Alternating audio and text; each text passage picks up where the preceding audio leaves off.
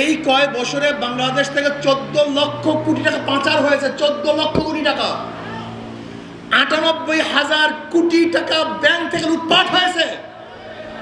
বর্তমান বাংলাদেশের গভর্নর বলতেছেন ব্যাংকের এই চুরি এবং ডাকাতি গোটা দুনিয়ার কেউ দেখে নাই, এত লুটপাট হয়েছে।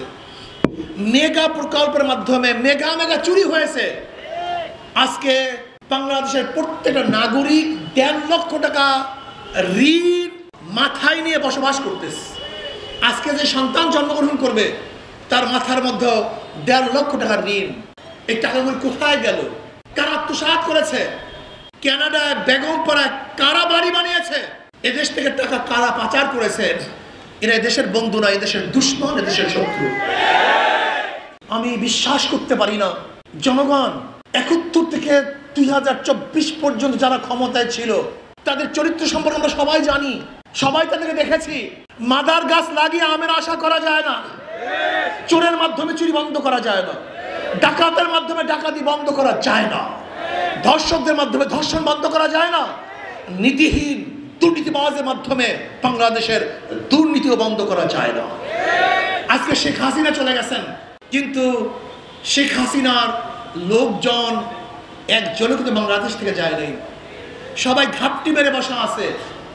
প্রত্যেকটা জায়গায় দুর্নীতি আর দুর্নীতি, দুর্নীতি আর দুর্নীতি, চুরি আর চুরি, ডাকাতি আর ডাকাতি। আমরা বাংলাদেশের চুরি দেখতে চাই না।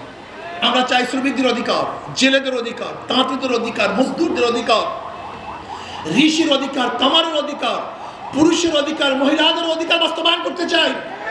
আমরা চাই মুসলমানদের অধিকার, আমরা চাই হিন্দুর অধিকার, খ্রিস্টানদের অধিকার, বৌদ্ধদের অধিকার।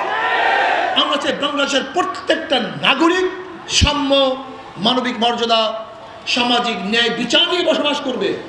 আমরা চাই ভোটের অধিকার। প্রত্যেকটা মানুষ তার ইচ্ছা অনুযায়ী ইসলাম প্রিয় দেশপ্রেমিক ব্যক্তিদেরকে ভোট প্রদান করবে। এর জন্য দরকার জনগণের ঐক্য। জনগণের ঐক্য ব্যতীত কোনোদিন সম্ভব না। আজকের থেকে জনগণ ঐক্য হন। যেই দলের মধ্যে গুন্ডা আছে, যেই দলের মধ্যে চাঁদাবাজ আছে, যেই দলের মধ্যে ডাকাত আছে, ধর্ষক আছে, মদখোর আছে, জুয়াখোর আছে, চরিত্রহীন খুনিরা আছে, ওই দলকে আমরা প্রত্যাখ্যান করলাম, ওদেরকে ভোট দেবো না, ওদের দল করবো না।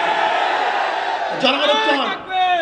জনগণের ঐক্য ব্যতীত এই দেশের দুর্নীতি বন্ধ করা কোনোদিন সম্ভব না।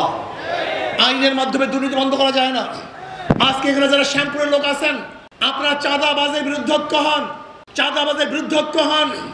ছাত্র জনতাদের ঐক্য হয়ে ফ্যাসিস্টকে দুনিয়ার থেকে, বাংলাদেশ থেকে বিদায় দিয়েছে, বাংলাদেশে ভাগতে বাধ্য করেছে।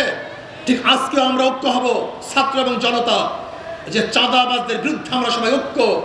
যখনই কেউ চাঁদা নেওয়ার জন্য আসবে, আমরা সবাই ঐক্যবদ্ধভাবে খাম্বার সাথে বেঁধে রাখবো।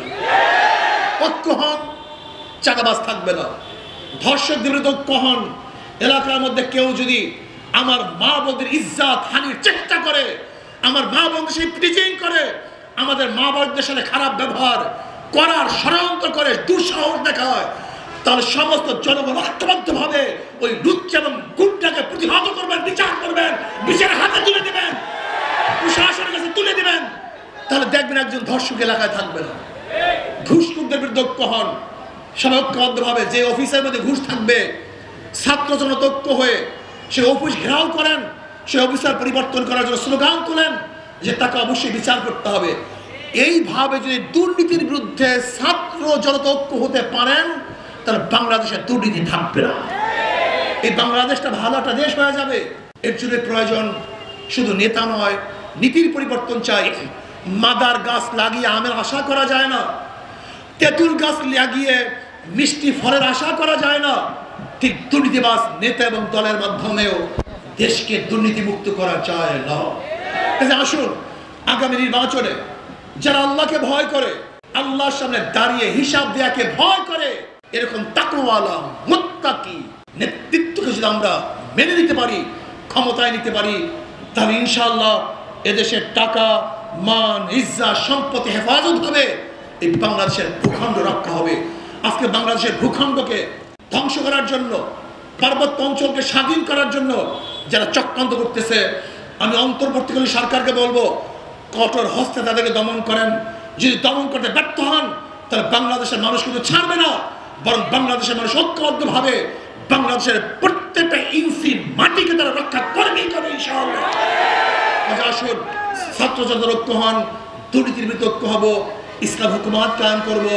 92% মুসলমানদের দেশে ইসলাম হুকুমাত চলবে, অন্য কোনো নৈতিক আদর্শ এদেশে চলা উচিত না। আল্লাহ আমাকে আমাদের সবাইকে কবুল করে নেন। আল্লাহুম্মা আমিন। রব্বানা যালামনা আনফুসানা ওয়া ইল্লাম তাগফির